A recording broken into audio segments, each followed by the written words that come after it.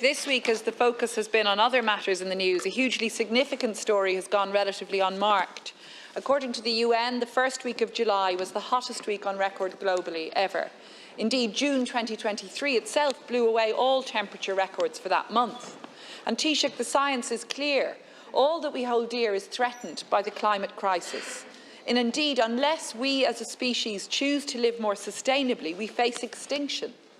And I refer to the choice to live more sustainably because it is a choice, and political choices are made every day. They are what can save us from climate and biodiversity breakdown. I welcome that. I think just in the last few minutes, MEPs have voted to adopt the nature restoration law in the European Parliament, and in particular, MEPs voted against the shameful attempts by the European People's Party, your own political grouping, to force a boycott of the nature restoration law. I do very much welcome the fact that Fine Gael MEPs, by the way, voted not to block the nature restoration law, and indeed we understand from them face down pressure from within the EPP, and that they have said they prefer to engage with the process, and their choice is a welcome departure from the very dangerous rhetoric we've seen from their EPP colleagues, notably EPP President Manfred Weber. So, Taoiseach, I am asking, would you clarify and confirm your own commitment to the vitally important nature restoration law? Do you condemn the rhetoric of Manfred Weber, who is the President of the EPP, your own party in Europe? And do you agree with our sister parties, Labour's sister parties in the Party of European Socialists, who have really driven the nature restoration law along with their Green Party colleagues in Green Group? They have said that Mr Weber has engaged in disinformation on the law and has courted the support of the far right in Europe. Taoiseach, I want to seek clarification on another important government climate policy, and that relates to just transition, supporting a transition to a low-carbon economy in a way which leaves no one behind. Mary Robinson said at COP27, just transition requires a series of just transformations, a rising tide to lift all boats, to tackle inequality and injustice while building a sustainable future. Your government previously committed to establishing a Just Transition Commission, which would design an inclusive response to climate and biodiversity crises. Last night, we saw NESC, the National Economic and Social Council, calling for the speedy establishment of the Commission, and you welcomed that. But I understand there are real concerns that the project to establish this Commission has been stalled, and indeed trade union and civil society representatives have written to you this week warning against any further delay in establishing the Commission. So, Taoiseach, can I ask, will you use your powers under the National Economic and Social Development Act to set up the Just Transition Commission without delay? And will you ensure that it is based on social dialogue in keeping with ILO Just Transition principles? We want to see its terms of reference place that emphasis on social dialogue to ensure that a real and meaningful just transition is reached. Thank you, Deputy. Taoiseach, please. Thanks, Deputy. I'm happy to confirm my support and that of Government for an EU nature law. We've seen an extraordinary loss of biodiversity in Ireland and Europe and around the world in the past few decades. And I think for me it was brought into sharp focus by a documentary I watched, one of the David Attenborough documentaries, where he pointed out that 97% of all life on Earth, or all animal life on Earth by weight, is us and the things we eat. Only left 3% for nature.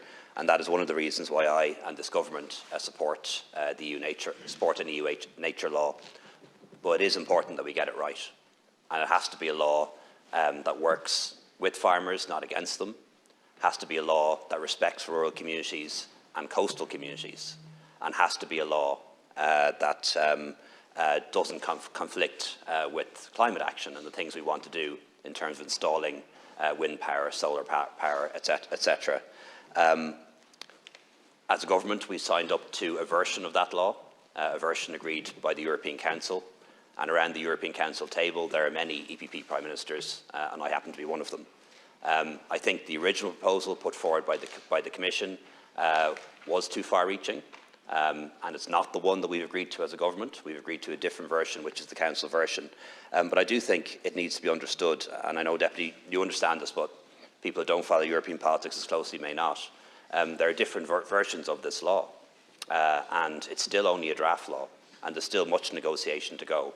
And I think it's important that we get it right and that we bring farmers in rural communities and coastal communities with us, because you try to impose things on them that they won't accept.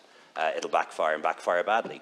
And that's why we've taken a constructive approach, not just blindly accepting the original proposal from the Commission, but actually saying that we wanted a better law. And that's what we succeeded in negotiating around the European Council table, negotiations led by us, by Minister Noonan, and also by Minister Bryan and others.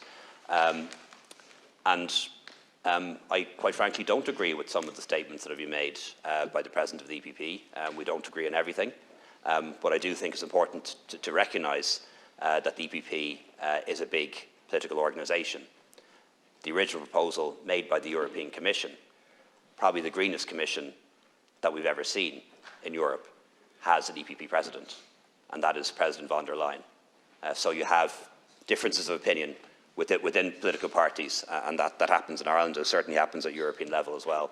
On the issue of the Just Transition Commission, we are doing some work on that at the moment, but I can't give you a date for its establishment just yet, but I will follow it up and come back to you.